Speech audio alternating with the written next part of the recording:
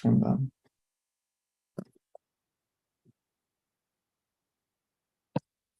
If I'm gonna live stream, I'm gonna stop recording. Because I feel like we don't need it. And then, So we're live right now? yeah. Okay. If I'm gonna text Lauren from the campaign. cool.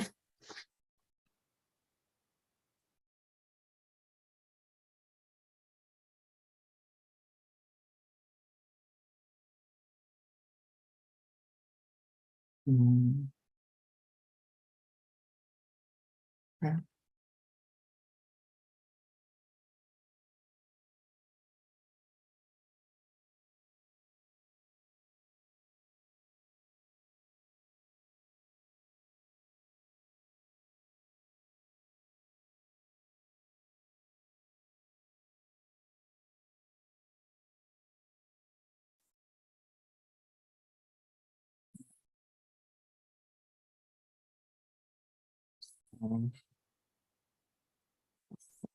Google page.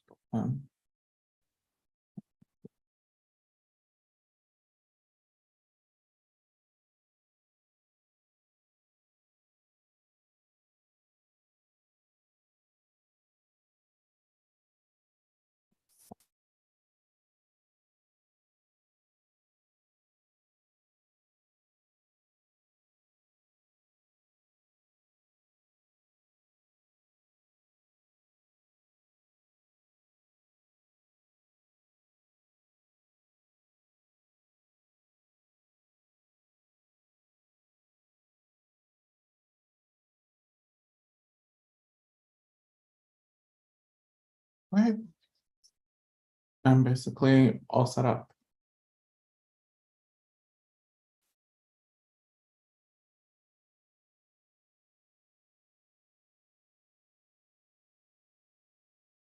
Okay, thank you. Of course, my neighbors are like clanging away on the hammer. Okay. My God, of course my computer has to set up a one angle that I have like hair situation going on. Which situation? My situation? No, I have a hair situation going on, but it's fine. This is being broadcast live, by the way. Oh, okay.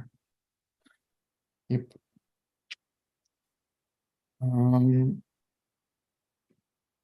Okay. I have everything set up perfectly. As you are wont to do. I can see everything. I can see the YouTube chat. I can see. Oh, there's somebody ready to join. I'm letting him in. It might be me.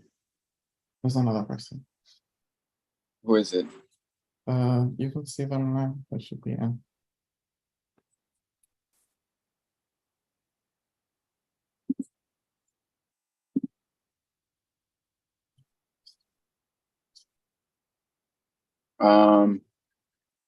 Okay. Wait, but let's wait until 3 to let people on. Okay. Well, I mean, I was just gonna start letting them on as is. Oh, okay.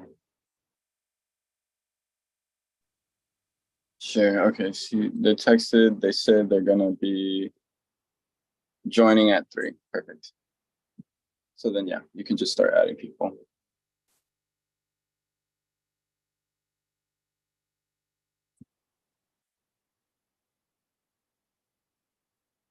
I got this guayabera from Mexico. My friend got it. Yeah, thank you. I like the color. It matches. This is from. What's upside down? This is also from Mexico. Oh, right on. You should come by the Mexican Cultural Center sometime. Oh yeah, I've seen it. It looks nice. Do they have like food? Okay. Hi, Janine. Oh, thank you. I'm so happy you're here. Hopefully we can get to see you at some point. Hey, Jen. Hi, how are you? I'm good. I'm excited to be here. Happy to see that you're here on. I was just saying hi to Janina as well. They don't have a working mic or cam, so they're just going to be in the chat. What's that? They don't have a Shannon doesn't have a working microphone or camera, so they're just gonna be in the chat. Perfect. Got it. Yeah, I'm on my phone right now because for some reason my computer's not working, the camera. So it's totally fine. We're just glad you're here. All right.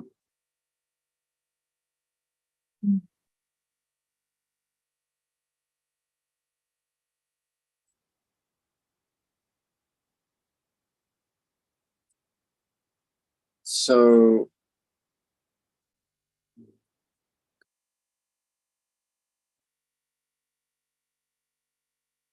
hey, welcome, Mike. Thanks for hopping on. It's nice to see you here. Yeah, definitely. Excited. Yeah, how you been? Good. How about you? Good. I'm pretty excited. I'm really grateful that I've been looking at through Van and Boat Builder and all that stuff, and I'm pretty excited. When Vanessa gets back from Detroit, we're gonna be meeting to talk about like all of the things so that we can start talking about getting funding and all that. I'm really excited. So appreciate Nice. that. Very good. And did you get the email with the recertification folder?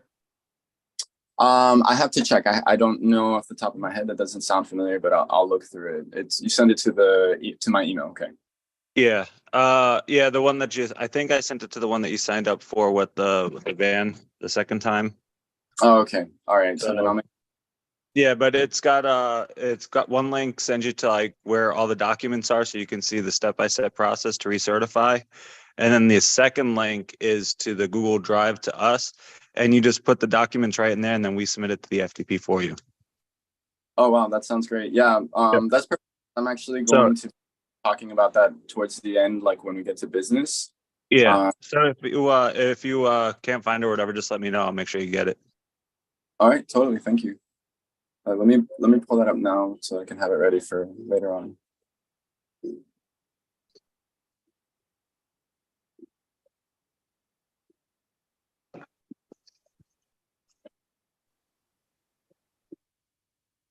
It's been a pleasure. I certainly hope you enjoyed that. Somehow my radio turned on. 1 second.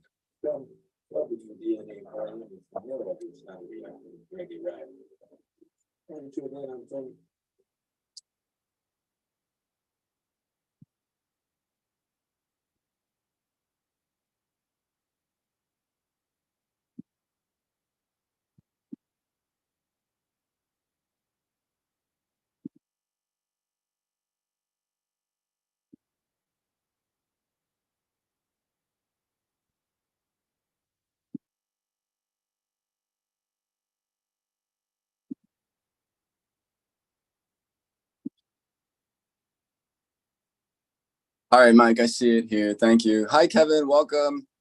Nice to see you here. Hi, everyone. You look really fly in that picture. Thank you, even though I don't look like that no more. Okay. Hey, Kevin.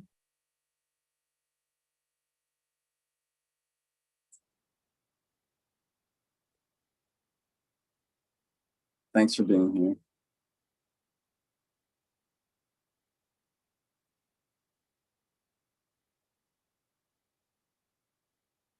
Hey, Kat. Hey, everyone. Kat, I'm making you co-host. Can you keep on top of the waiting room, please? Yes. Thank you. Marianne's in here. Hi, Marianne. Hi, Marianne. everyone. Hi. For being Hi, here. Marianne.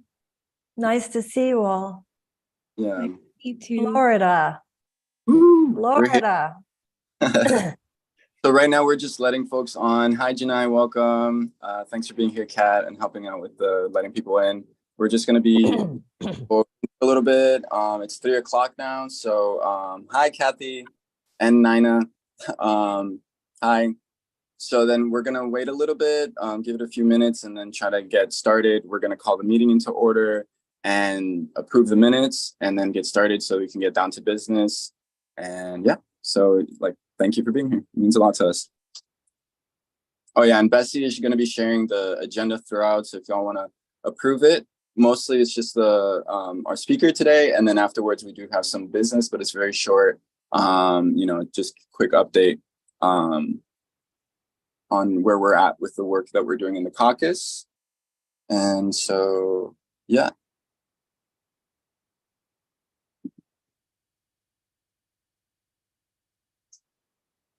Hi, Sam. How's it going? Welcome. Hello, How are you doing today? doing great, thank you. Right on. Thanks for being here. Like I was just telling everyone else, we're just going to be waiting a few more minutes until we, give people a chance to trickle in, and then we'll be started real quickly. So, how's it going, Marianne? Where in the world are you? I'm in Washington, D.C. Oh, right on. I was just over there with Janae, who's in the chat right now. We were part of an action with a group called Get Free. We're trying to, it's on advocacy for reparations, actually. So that's a group that maybe I'll put on your radar later on. Yeah, Hi. absolutely. Hi. What's the weather like over there? Hot and muggy, but nothing compared to what some people on the planet are experiencing, Mm-hmm. Yeah, we're in Florida, so we definitely know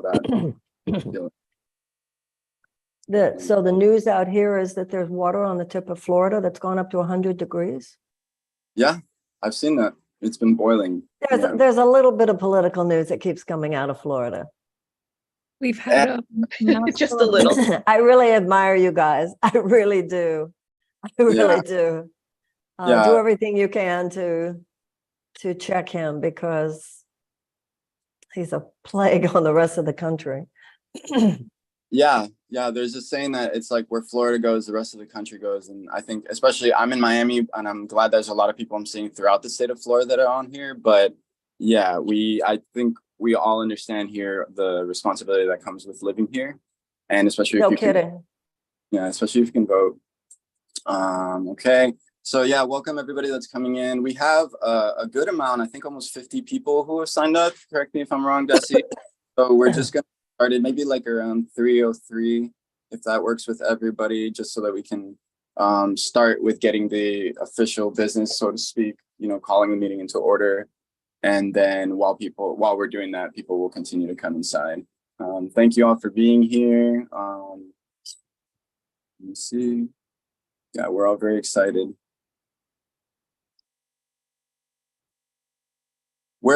If everybody here because I know a lot of y'all are not in Miami, if everybody can say where you are at right now, that would be cool. If you want to share it in the chat, if you want to start introducing yourselves, like who you are, if you want to share your pronouns, where you're from.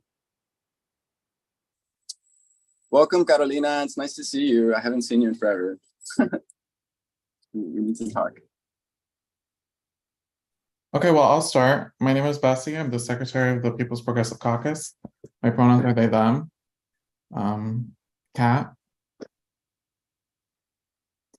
Okay. Hi, everyone. My name's Kat. I'm the comms chair for the Progressive Caucus and a board member. She, her pronouns. Yeah, keep it short. Who's next? Well, I think that right now it'd be good to make sure that if we have our board members on, for me, I was thinking just because there's going to be a lot of people, not to interrupt, but there's going to be a lot of people joining. And so that we can start, because it's about to be 3:05. Everybody just put your introductions in the chat, and like Lauren said, if you have the opportunity, you can, if you're interested, going to marianne2024.com. If you're interested in signing up to support the campaign. All right. So Bessie, what are you thinking? This is a good time to start? Just about. If we can give it like a couple more minutes. We're not at half yet. Okay. And Vice Chair just entered, if you want to.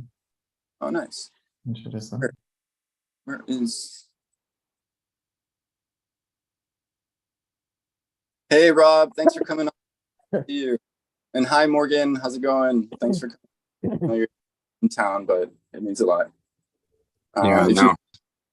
If you want to just come on camera and say hi, introduce yourself as a member of the board, say what you do, where you are. Hi there. Morgan Gino. I'm the vice chair of the caucus. I'm in Montreal for a conference right now. I was just running back to make sure I made it here. We're doing a lot of like community canvassing, engagement, like outreach work. I'm really excited to be here for this event and to get more people integrated into the work we're doing. Thank you, Morgan. It means a lot. Yeah. So like I was saying before, I'm just going to keep repeating myself.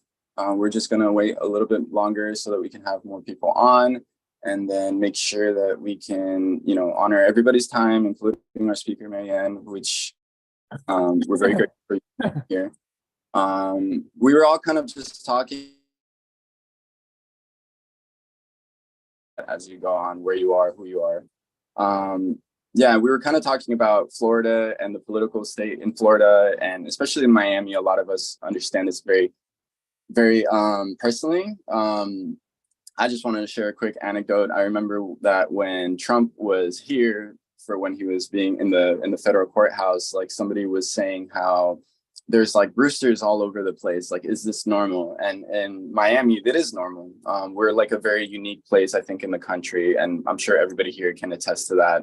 And, you know, Florida is also like its own, you know, space, but we're all brought together because we see what's going on and we actually believe that something can be done about this. And through the Progressive Caucus in Miami-Dade, what we hope to do is have canvassing, knocking on doors, talking to people, asking them what the issues are that are affecting their communities. Morgan spoke to that briefly.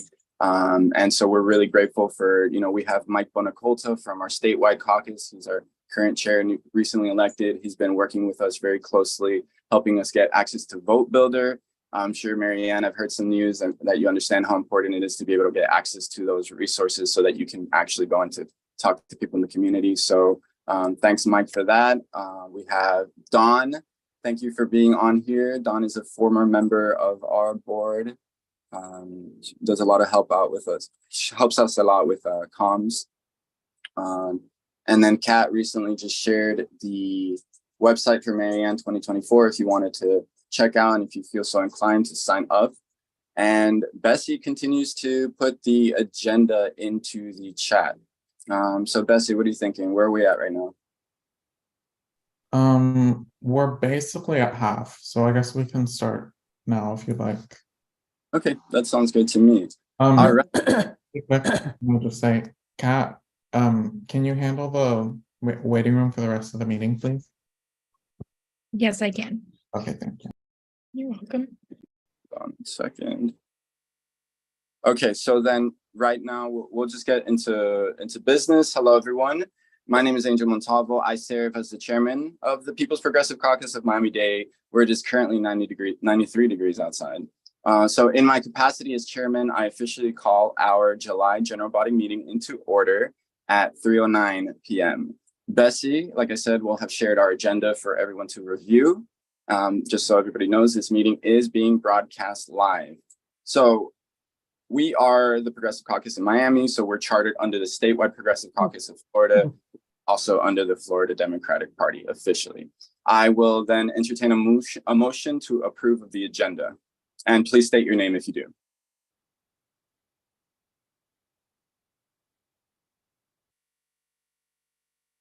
Motion to approve the agenda, Bessie. Thank you, Bessie. And I'll entertain a second. Seconded, Morgan Gianola. Okay, thank you, Morgan. All right, so everyone, welcome. First up on their agenda is the Presidential Candidate Forum. So I'd like to thank everyone present. It's 3 afternoon on a Saturday. It means a lot that everybody's here.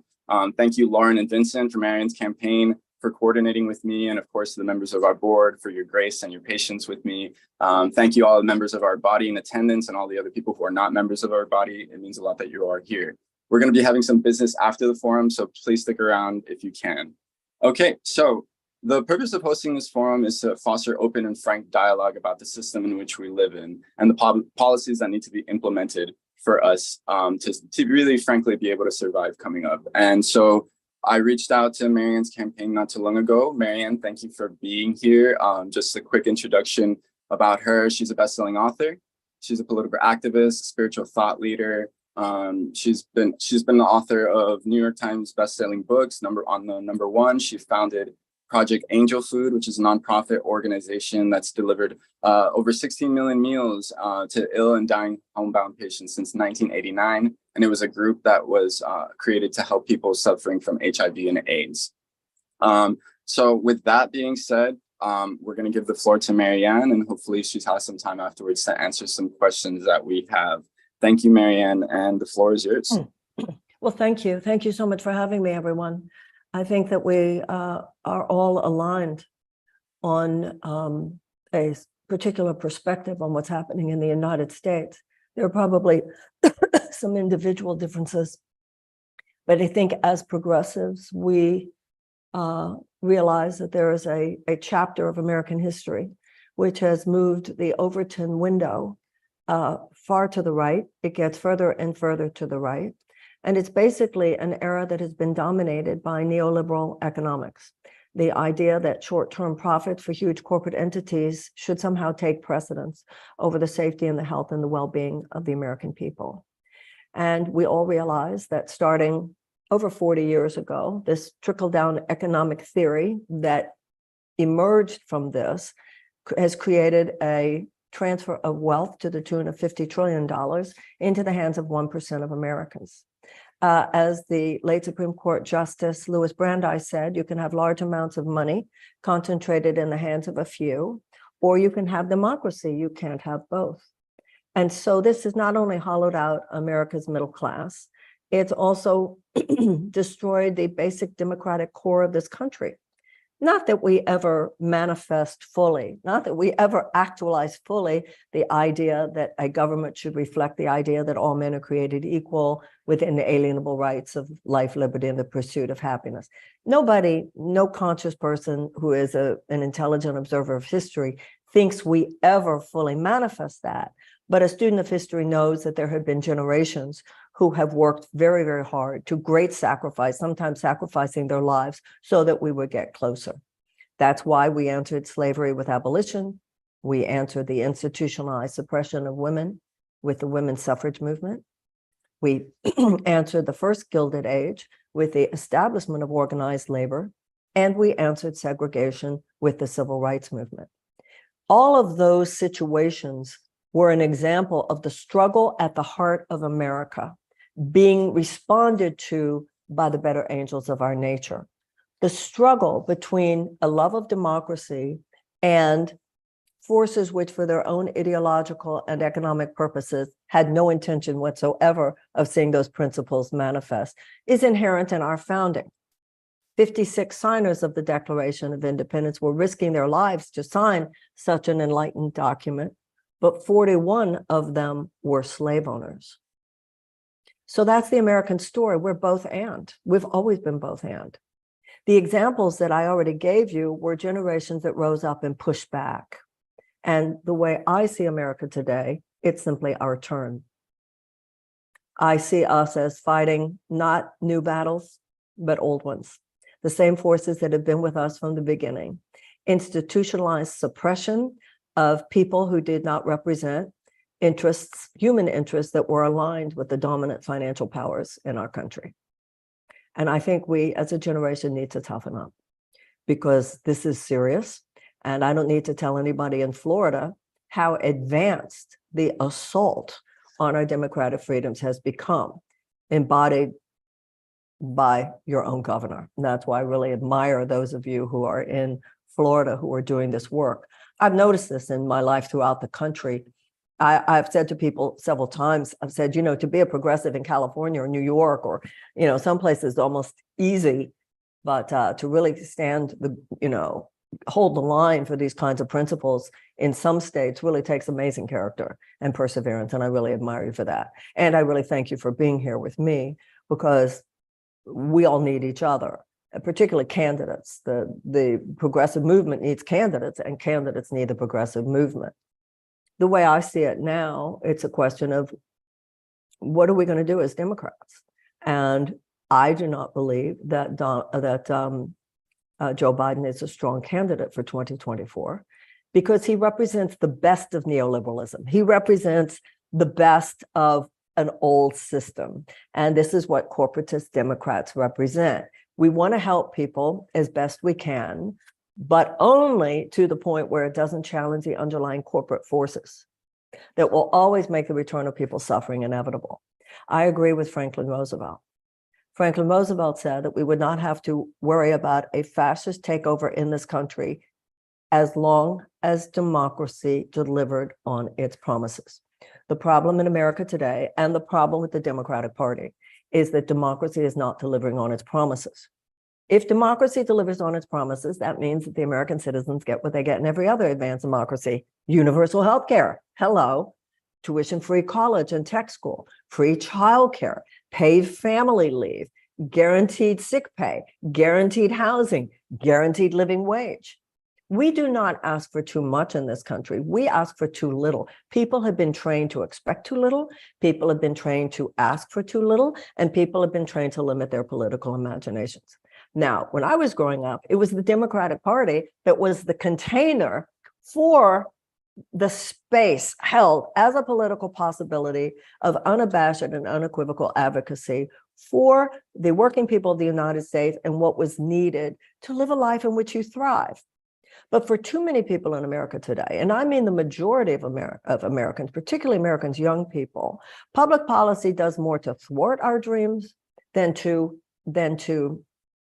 support our dreams. Now, if you are not in that enchanted 20%, if you are in the upper 20% of the American economy, like, President Biden's claim about Bidenomics, it's true, but that 20% is surrounded by is like an island that is surrounded by a vast sea of economic despair. 70% of Americans now claim to live with chronic economic anxiety. And for the Democrats to say, we're just going to keep doing what we're doing and finish the job, that's exactly what lost the Democrats the White House in 2016, when Hillary said, let's just continue the success of the last 8 years. Millions of people said, what success? I'm drowning. Only 2 candidates in 2016 told people, your frustration, your anger, your rage is legitimate. Bernie Sanders and Donald Trump. And Donald Trump said it because he'd figured out how to close the deal. It was a complete PR narrative. It had nothing to do with what he really intended to do or did do once he got in there. Bernie meant it, and Bernie would have effectuated it. But the same Democratic elite, establishment, corporatist elite that suppressed Bernie in 2016 and 2020, what they're doing to me is no different than what they did to Bernie and what I saw them do last time as well. So I think that progressives have to decide whether or not we're going to have spine and play ball. Because when I see progressives endorsing the president, how are you going to push him left if you keep voting for him? And you're certainly not going to push the Democrats left by not voting. So I submit to you, and I appreciate your being here and giving me the opportunity to answer your questions and share my own agenda and my own thoughts. I really appreciate your consideration of voting for me. The system, the Democratic corporate elite would say that I'm not qualified. What they mean is I'm not qualified to do what they do, because to them, qualifications means to maintain and perpetuate the system as it is. My qualification is not that I know how to maintain that system, but that I know how to disrupt that system. And they think the qualification means you've been in the car that led us into this ditch. That's not the problem. I reject the notion that only somebody who knows how to drive that car knows how to lead us out of the ditch. They drove us into it. And we don't need more political car mechanics. We have enough political car mechanics in Washington. The problem is we're on the wrong road. And we need fundamental economic reform. Joe Biden represents amelioration of stress. My agenda represents fundamental economic reform. We need to declare a climate emergency. We need a mass mobilization, just transition from a dirty economy to a clean economy. The first thing I would do is cancel the Willow Project. We do not need to be ramping up fossil fuel extraction like the president is doing. We need to be ramping it down. We also need a just transition from a war economy to a peace economy. We could cut at least 20% out of the defense budget. Both conservatives and liberals recognize the incredible bloat there, and also the establishment of a Department of Peace. We need to learn to wage peace, not just know how to wage war. And we need the economic reform on a fundamental level that is represented by the issues I said earlier, from universal health care, tuition-free college and tech school, and an entire economic bill of rights, which I have at Marianne 2024, which includes the issues that I said before. The president does not have a magic wand. I would not be able to go into the White House and effectuate all those changes in the first month, or even necessarily in the 4 years of my administration. But you would the ship, the way I see the Republicans, were headed straight for the iceberg, which could be a catastrophe of any manner. It could be a climate catastrophe, nuclear catastrophe, at this point, AI catastrophe. It could be biochemical catastrophe, weather catastrophe. There's so many ways that the iceberg could just smash this ship. But the way I see the corporatist democratic agenda, it just means you still hit the iceberg, but at a different angle. I want to turn the ship around. We need to fundamentally change. And I think that there are enough Americans who realize that something's going too far. We need fundamental change. I wouldn't be able to turn the whole ship around, but I could get us around the curve, because we need someone who recognizes, no, we need to make fundamental change, but it has to be conscious, it has to be wise, it has to be responsible, it has to be compassionate, it has to be just. But you would tell in my administration, we got around the curve. And then at the end of 4 years, hand it over to a younger person who knows how to take it from there. But I would have fundamentally changed the trajectory of American history. And that's my pitch to you, as it were. And I'd be glad to answer any questions that anybody has. But I think that gives you a general framework for how I see the country and what I would do with the power of the presidency. Wonderful. Thank you so much. I really appreciate your comments. I'm sure that I can speak for myself, but I'm sure it resonates with other people here. Like you mentioned, in Miami, Florida, we have a pretty unique position. And so leading into the question, myself, a lot of us are members of the Progressive Caucus here in Miami, some of us in other counties, the state, and also a lot of us are members of the local Democratic Party. I'm a member of the Democratic Executive Committee, as well as many of our board members and our general body members.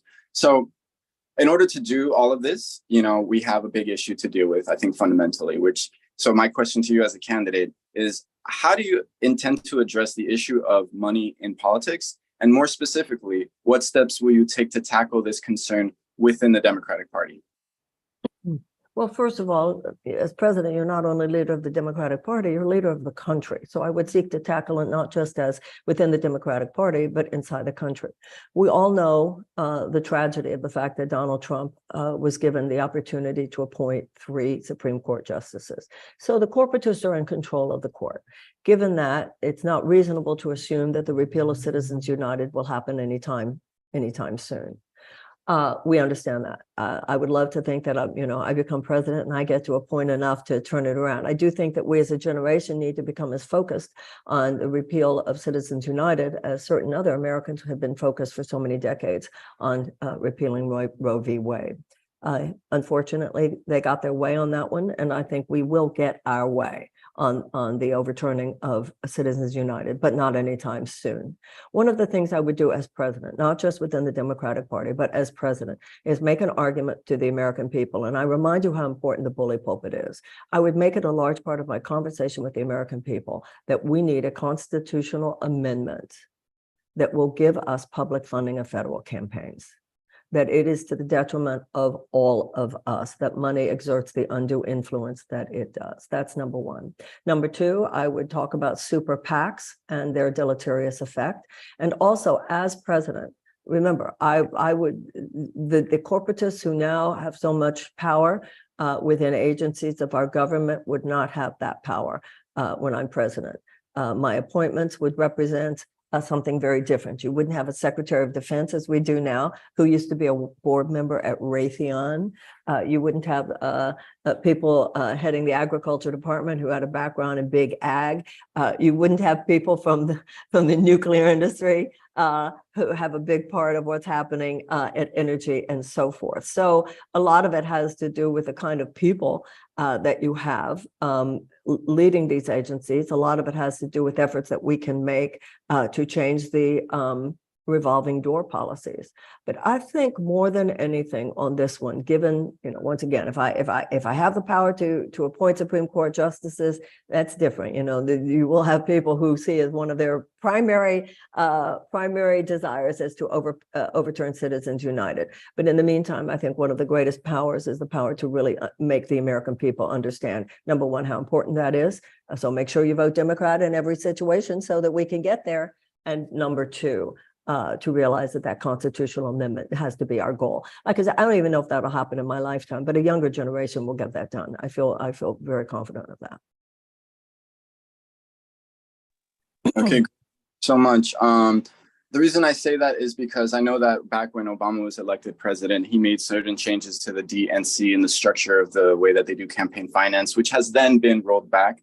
But even then, at the time, it was left up to the states, and so that's something I would urge you to follow through, to look into, excuse me.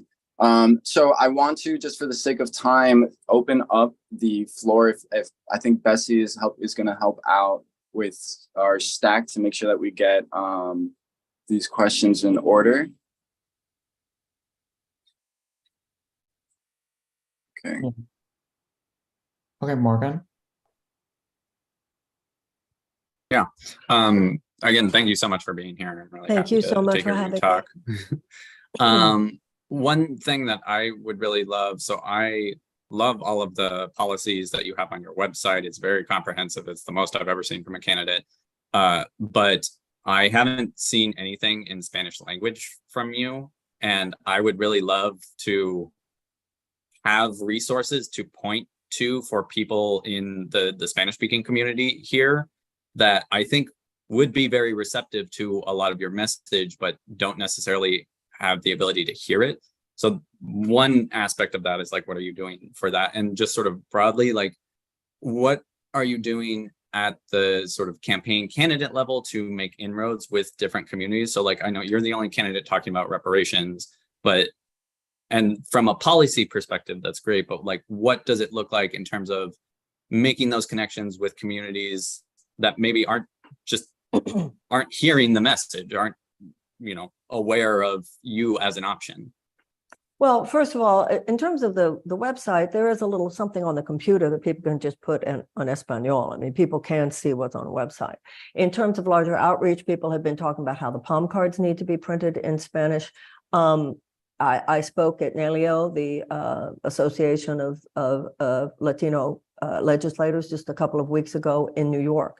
And the general answer to your question is that that's what a campaign is. For instance, last week when I was in South Carolina, I met with the AFL-CIO. I met with the Teachers Association. That's what you do in every campaign. That's what a campaign is all day, every day. You meet with organizations, whether it has to do with indigenous peoples, for instance, in a state like Nevada, Latinos, obviously, a state like Nevada, Black Association of Teachers, Black Business Owners, which was an organization that I worked with, that I met with the other day in South Carolina. This is also where, when you have this kind of outreach, that this is what a staff does in the states. This is what your state director does and their staff. This is also why money matters in a campaign, because the more money you have, the more money people invest, and the more people that you can hire who help you make all those visits. But in the meantime, that is what a campaign is. And no candidate today, not only in Florida, but throughout the country, is doubting the importance of Latino community. And also, it was very interesting when I did speak at NELIO recently. I'm sure that you're aware, a lot of the Latino community, not the younger ones, but the older ones, are actually leaning to the right. They're leaning towards the Republicans. I mean, the statistics are pretty interesting. Somebody asked me if I have a field office in South Florida. No, once again, this has to do with money. I realize that Florida is important, obviously, in the general election, extremely important. But right now, I have to spend the resources that I have focused on those early states. That's why I'm grateful for this conversation, because at this point, the work that I can do in states such as Florida has to do with the kind of thing that we're doing now. I don't have the resources to spend money in Florida now, not yet. So I need, and this is, and then money creates money. So the more your poll numbers rise, the more money you make. But in the meantime, you have to spend the resources that you have. South Carolina, New Hampshire, Michigan, Nevada, and so forth. So thank you for giving me this opportunity, because I can at least start talking to people. And, it's interesting because the energy in Florida, progressive energy in Florida, is created by Floridians. It's not created by someone like myself. I speak into it. This is a little tangential, but I think it's very interesting and relates to what we're talking about right now. I read a book last year. I wouldn't say it's the greatest book, but I learned some things that I didn't know. And it was called There Was Light, about Abraham Lincoln. And one of the things that the book made clear to me in a way that I'd never really thought about was there's the provocateur, there's the activist, and there's the politician. And each of them it's a slightly different role, but they all depend on each other. The activism can't really begin until the provocateurs open the space. The politician can't really speak into the listening and effectuate anything unless the activists hold the space. So this is why meetings like this are important. And once again, the answer to your question is when you're on the ground, you're meeting with groups such as you mentioned all day, every day. And that's what your staff in those states does, is to identify those people, reach out to those people, and have them meet with the candidates, which they do, just like we're doing here. Okay, great. I think Bessie was gonna. Oh, hold on, just said, someone just said, I don't see an option to put the mayor in Spanish. Now, I'm going to look into what you said. I said that for Morgan, because I had been told all people have to, because I've asked that question before. You're not the first person who's mentioned it. And I'm always told there's a thing on the computer, but I will look into this, and I'll look into it today. Thank you so much. Okay, so Carolina had a question. I'll read it out to her. Could you indicate your position in labor, and are you willing to rebuild with us the new labor movement in the goal of reshaping the economy and improving the living for the working class? I was on the picket line the other day in Los Angeles with the writers and the actors strike. I have from very early on been putting on my website and interviewing everything from the baristas at Starbucks, Christian Smalls, and others from Amazon, the grad students at places like University of Michigan who are on strike, and so forth. My brother worked for Cesar Chavez. My father was an early supporter. It was at that time he worked as an organizer for the CIO. It wasn't yet the AFL-CIO. So I come from a long family history, actually, of labor support. I think one of the best things happening in the United States right now is the revitalization of the labor movement. As I mentioned earlier, the response of establishment of labor in response to the first Gilded Age was extremely important, the work of Francis Perkins, Franklin Roosevelt, et cetera. And now it's back and it's necessary. I would challenge, however, the contention that this president is such a great labor guy. I know that's part of the PR narrative, but when you look at what happened, for instance, with the railroad strike, this is this milquetoast support. Obviously, we need to pass the PRO Act, and we also need to beef up the NLRB. When I talk to people who are part of the labor union, there is the sense that the NLRB is certainly on our side, which it usually sort of is, at least when there's a Democratic president, but we need more. And a large part of what people in labor have told me is that the NLRB is just so overwhelmed, it's doing the best that it can.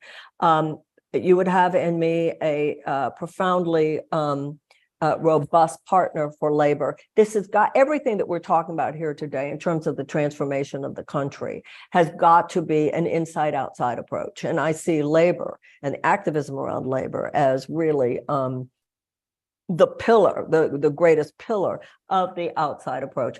I think that we are becoming, something good is happening in this country. People are beginning to realize that you don't have to work at Amazon. You don't have to work at Starbucks. You don't have to be a writer or an actor in Los Angeles or New York for this to pertain to you. that it's a larger issue of a rejection and a pushback of hypercapitalism and the job, we were sold the whole trickle down economic theory on the basis that these people that we were giving all this money to were going to be job creators. People are beginning to realize their business model is not job creation. Their business model is job elimination and job exploitation. And so I'm very satisfied actually with how much awakening seems to be going on in the country in support of so many of these workers. When I was growing up, I was told by my parents, you cross a picket line, don't even bother to come home. And the scab was like the worst thing you could possibly be. Then when the demonization of labor began as part of this whole trickle down, strategy back in the 80s, I knew far too many people who didn't seem to understand. I remember going somewhere and a girlfriend of mine was in the car and I don't even remember who it was. Actually, it was years and years ago. And I said, oh, we can't go in. There's a picket line. And she said, oh, no, all we have to do is just drive around. I had never met a person who would even say that. She clearly had never been educated. She hadn't been brought up. She had no idea what she was saying even. That would be not so usual today. If somebody was thinking it, they would at least be embarrassed to say it. And that's good, actually. And particularly younger generation seems to realize how important labor is. So this is good. I think for the first time in a long time, we're headed in the right direction. Thank you so much. Lydia, I see that you have your hand raised. Yes. Hi. Thanks so much for coming, Marianne. I think this Thank is you. awesome. And I'm so happy to see you in Florida because your message Thank you. is everything that I want for our country. Thank you. And by the way, if I may, can I say something about that? Sure. This is something for all of us to remember. The majority of Republicans as well as Democrats want universal health care. The majority of Republicans as well as Democrats want tuition-free college. The majority of Republicans as well as Democrats, including gun owners, want common sense gun safety laws. So please remember, I think as we do this work, it can seem so depressing sometimes. We represent the majority of people in the country. Okay, just wanted to get that in there.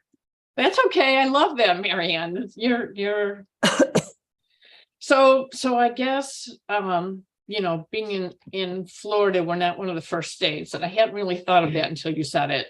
But we all know you're the underdog candidate. And we all love your message because it's for the people. And I guess, focusing on the early states is really important. And I know the national press is like blackballing you. So how are you approaching your campaign more as an underdog candidate in those early states? Because if you get those early states a couple of wins, then you can be boom up, on the national level. So I love that you're focusing on that, but I guess I want to hear more nationally from you because I want what to I'm hear doing more right from you, now, and it's hard. Doing what I'm doing right now. Yeah, this is what it's all about. And then if you feel though this is important, then you go to marianne2024.com and you volunteer and you invest what you can and you tell your friends. It's all about people power. We have to compensate for not only lack of financial power, but also what you were saying, the institutional resistance, including the DNC. They're saying that no, they will not have debates. They're putting the president's press secretary up there to mock me on the presidential podium. They're having people like The View do what they do because they're all chopping water and chopping wood and carrying water for them. They're having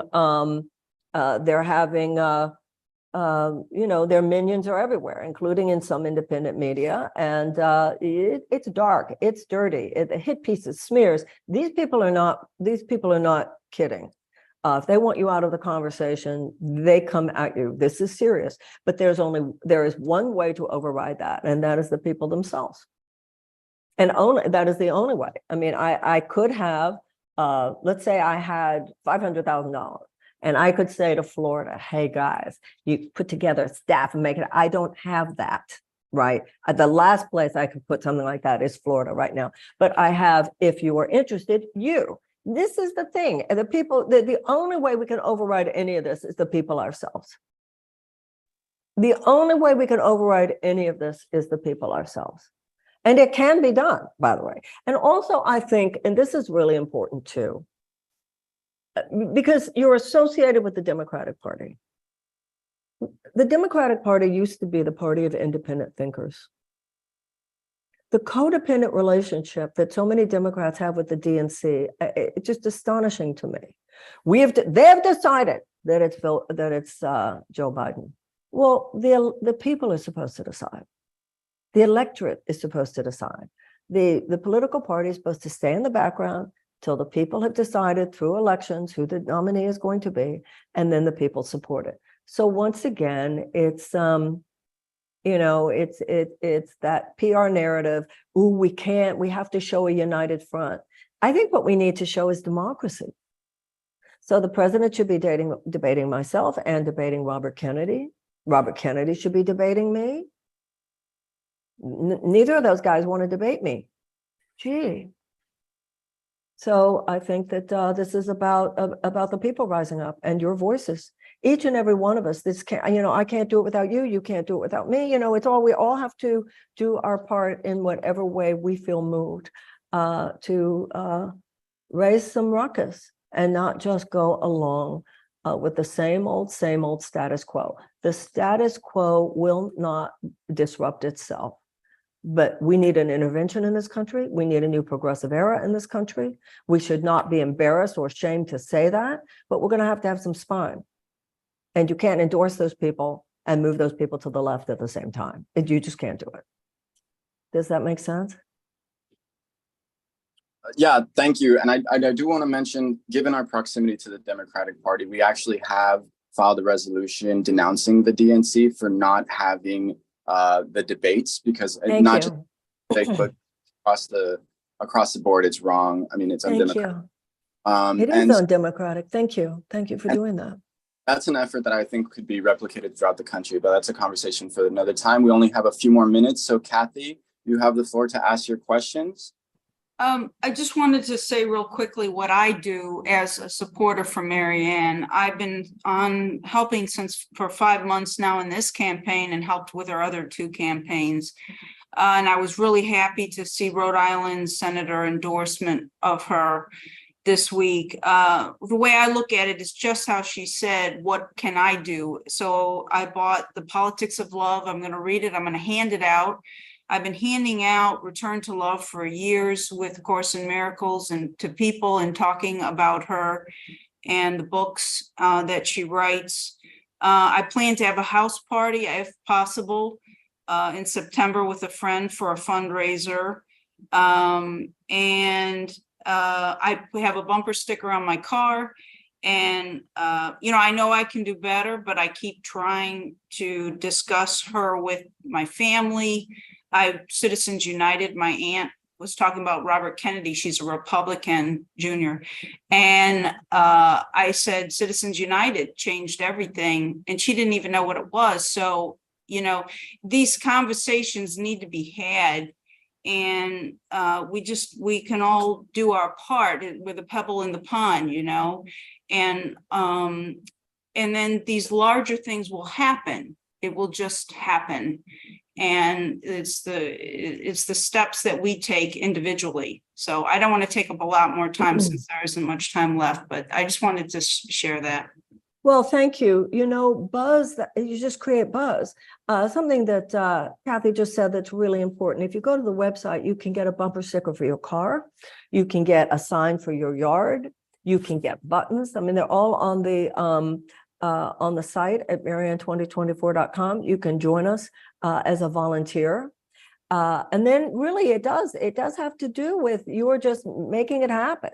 Robin and Wendy, now I'm supposed to be down in Palm Beach for a talk on the 29th. So I could do a public talk down there. And I don't know if you think it should be Orlando, if you think it should be Miami, if you think it should be wherever. If you write to Wendy at marianne2024.com and also CC me, marianne@2024.com, if you think we should do, and then who would sometimes Unity Church will host it or library will host it.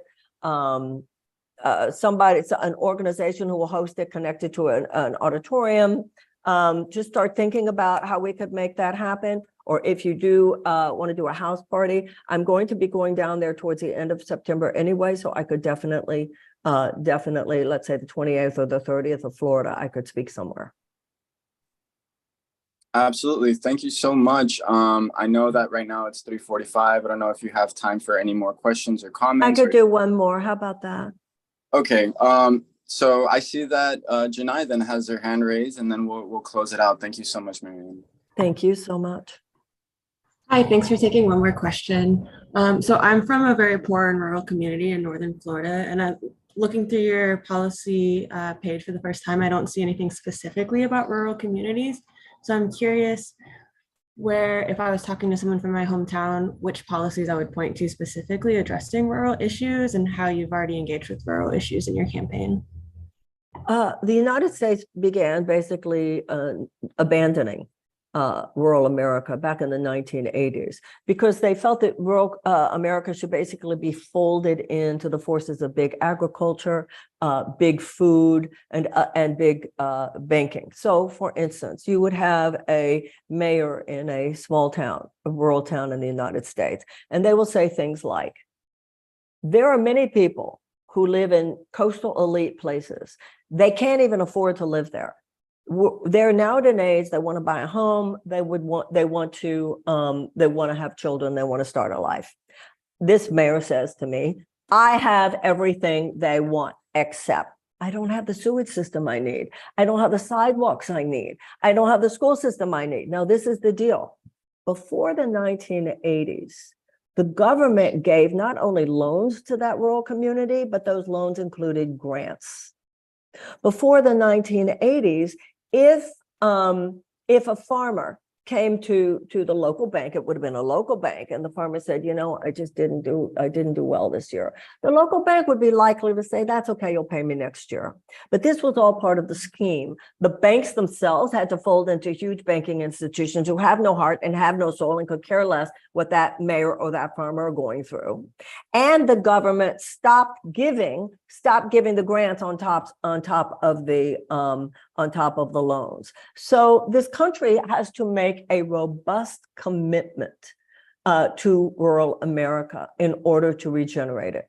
Rural America has suffered through a lot of what has been the basic issue of poverty, near poverty, and afraid of being poor in America. People so beaten down that they don't even have the bandwidth to be active on their own behalf in terms of governmental advocacy. So one of my commitments is within 10 years, every public school in America would be a palace of college of learning, culture, and the arts.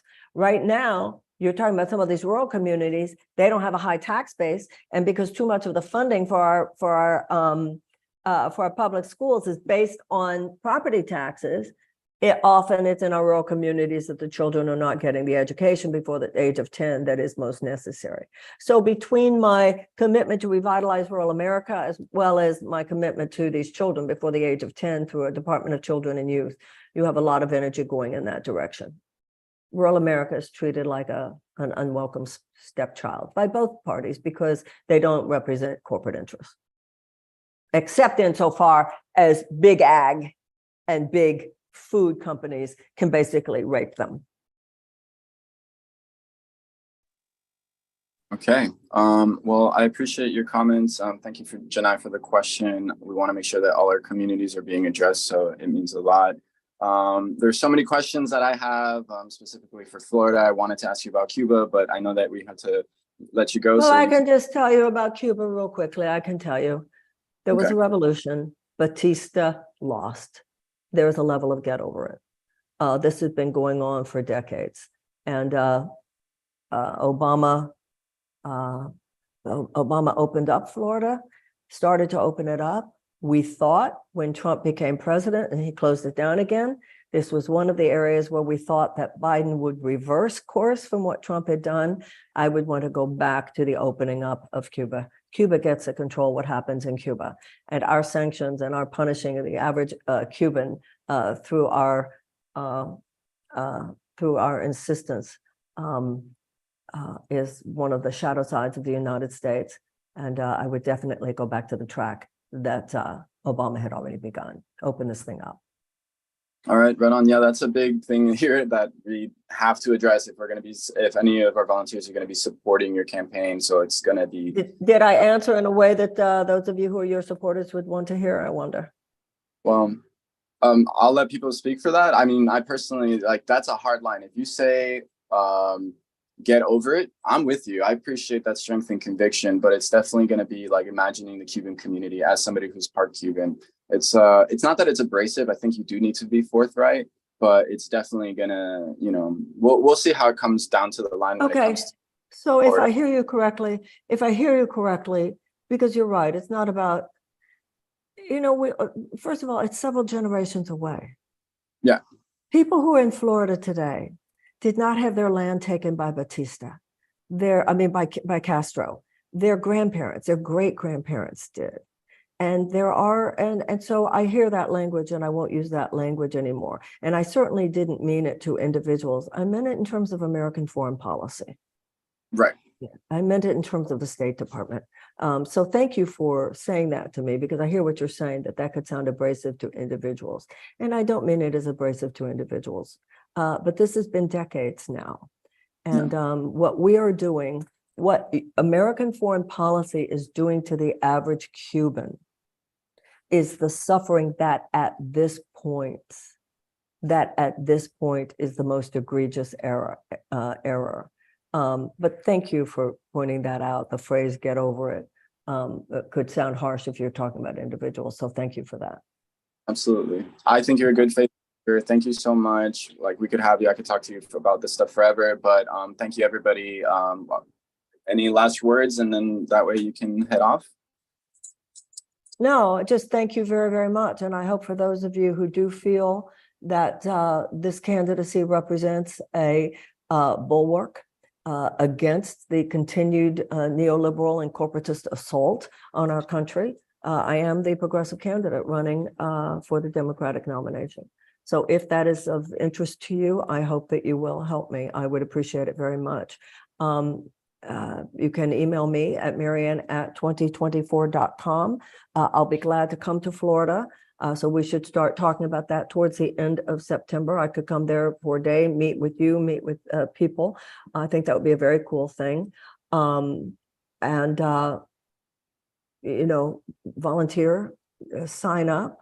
I would appreciate your support very, very much. In the meantime, I promise that today I have said several times about Spanish speaking, and, you know, our campaign manager is from Puerto Rico, Carlos Cardona. So it's not like we lack people within the staff who are concerned about Latino issues, because we have that. But in terms of taking it further, in terms of the site and the printing, I absolutely will. And I also thank you for correcting me on that phrase, get over it, about Cuba, because I did mean that in terms of the foreign policy, but I can see how that would sound to individuals. So thank you for correcting me. I appreciate that.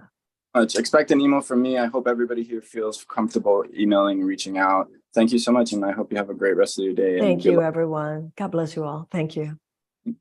And nobody, if you can, stick around. We have a couple of things that we want to make sure that we take care of really quickly. Thanks, everybody, for participating, asking your questions. Just to clarify, none of this is an endorsement of any candidate. We have not made that endorsement or anything like that. Neither do we have the capacity to in Miami-Dade County. We have invited all of the other candidates to make sure that, you know, we have dialogue. A lot of us here in Miami have seen how even in our own local party, we've had pushback. I myself was told that this would be damaging to the party. I don't feel damaged. I feel good. I feel happy to be able to talk about the issues with a politician who actually cares, but that's me personally. So I'm just going to give really quickly, moving on from the candidate forum to the chair's report. You know, there's a lot of stuff going on. You know, everybody's feeling the heat, literally the temperature, stuff is going on in the climate. It all feels very existential. The way that I've been trying to ground myself is focusing on what I can do. And a lot of what I want to be doing is here in Miami and throughout the state of Florida, you know, having a vision for how we can organize in the state of Florida as progressives within the Democratic Party. We have a very unique role. We have a big responsibility to the country and honestly to the world. So I wanted to just kind of quickly touch on that. I'm going to go through, I think that for right now, what I want to talk about is just kind of, I don't know, Bessie, is it okay if I kind of just go through, or where would you want to go through? I'm thinking maybe we just go to, because, okay, so Xavier isn't here. So I'll just quickly give the report for treasurers. Xavier was not able to be here. He had a meeting that he was attending to me. He was talking to me. We're going to be meeting again tomorrow to finish up, like making sure that we have easy access to our bank account. And we're looking into different ways to start doing fundraising. A lot of our energy was being oriented towards this forum. And now moving forward, we're going to be able to do a little bit more housekeeping. We'll keep everybody posted on that. In terms of our committee updates, I don't know if comms has anything, Kat, that you wanted to share? Kat left. Oh, Kat's not on here. Okay, cool. She just signed off. Okay, no worries. Sorry, I'm not looking at the chat. I don't know if nobody from outreach and membership is here right now. So what I'll just do then is I'll go our upcoming meeting. Our August member meeting isn't going to be happening, right? And we're going to have or could you clarify that for me, Bessie? We don't have an August meeting scheduled as of right now, but usually if we don't have a set general body meeting schedule, we'll do like a social thing. So just be aware. Okay, cool. And then we have our e-board meeting, which is open to everyone on the 15th of August at 6:30. We'll be talking about this social then. And then we have an upcoming meeting in September, so we'll keep you posted on that as well. As far as new business goes, I wanted to talk a little bit. Let me check to see who's in the chat right now. There's a few people still on. Okay, cool. So new business. I wanted to talk about VAN a little bit, Voter Action Network, and our access that we recently got from Vote Builder. And this all is going to have to do with the DPCF. I wonder if Mike is still on board. Yeah, I'm still here. Okay, Mike. Yeah. So I'm really happy that you're on board, because I think moving forward, I really want to make sure that our caucus is working really closely to the DPCF. I know that for a lot of the work that we're doing here in Miami, we are going to be needing support from the state caucus. And so, you know, you mentioned earlier before the meeting began, we're going to be having our charters that we need to renew. I saw the email that you sent me, excuse me.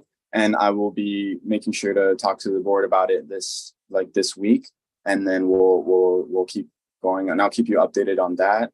Van Access, we finally were able to get it. Some of us here, Morgan can attest to this. We've been asking for this for a really, really long time, and so I'm really glad that we have this really powerful resource. For those of you who don't know, this is it allows us to cut turf, meaning we can look at our communities and see who lives where based on voter files, and we're going to be able to really start to develop like on the ground campaigns and canvases for that. So keep plugged in.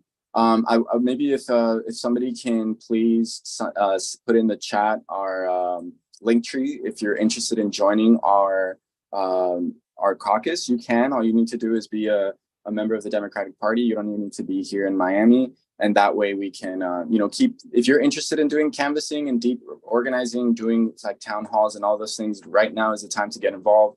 So you can make your voices heard in terms of how we're going to be doing moving forward. And so the whole, just the real quick of it is something that we're calling the People's Program. So the People's Program is functionally, we want to be able to have a system for people who join the caucus to be able to know exactly what they need to do, have all the resources and support that they need in order to organize in their communities. And that's going to be like a big project that I hope to see throughout the 1.5 years that I have left of my term as president, and then hopefully continue to see grow and develop as we move forward over the years. We have a lot of work to do in Florida. It's really easy to fall into the nihilism. The only way I think that we can avoid that is by supporting each other. And with that, I want to make sure to respect everybody's time. We have for the good of the order. All our members are free to speak on any matters that are not addressed in the agenda, or if you wanted to talk about something in the agenda as well, now is the time to do so. I'm trying to find if anybody has anything to say, maybe if you want to raise your hand or if you wanted to speak up.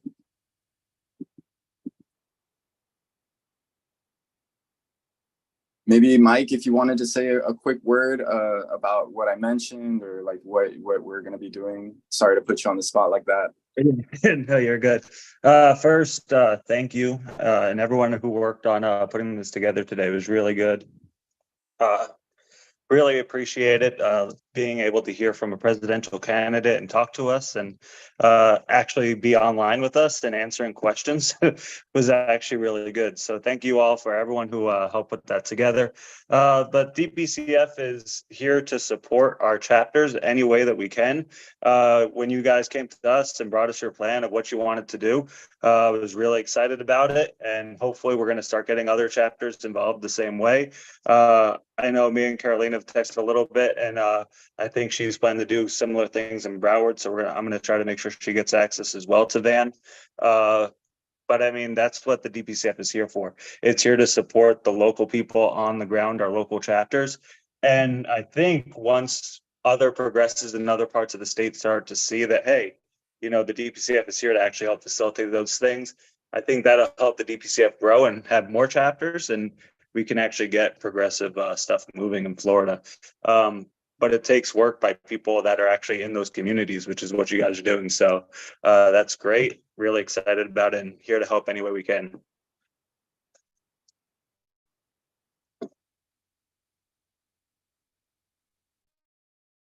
I think you're muted. Angel, you're muted. Yeah.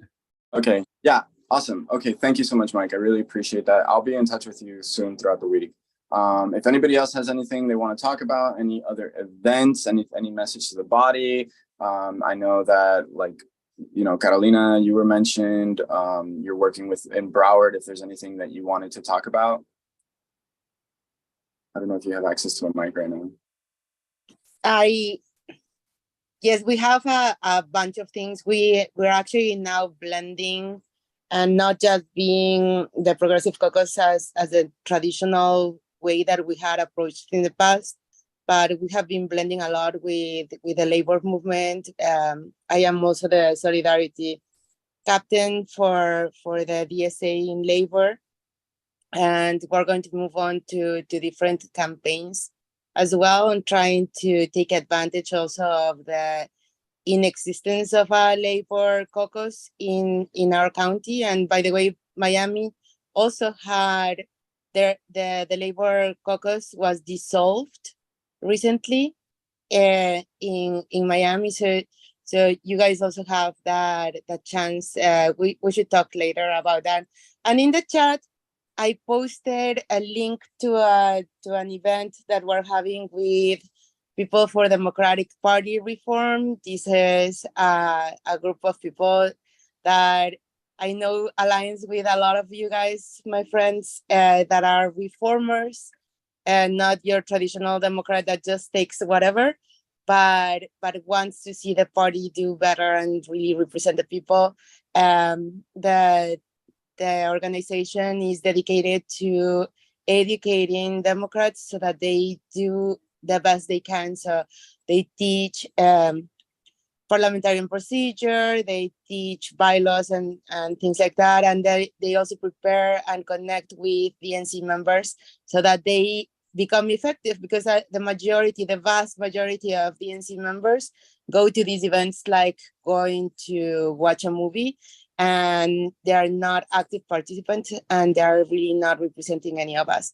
So if you can, please join us. Tonight is going to be a fundraising event. It's going to be $20 for each one of you, and it's a trivia night. So it's a chance of testing your knowledge, and I made it very heavy on socialism. So if you guys are alike, you are going to enjoy it. At what time is that, Carolina? 8 p.m. Okay, thank you so much. All right. Does anybody else have anything to say? It doesn't necessarily have to be about the party. It could be about like your own organization if you wanted to promote. Last call.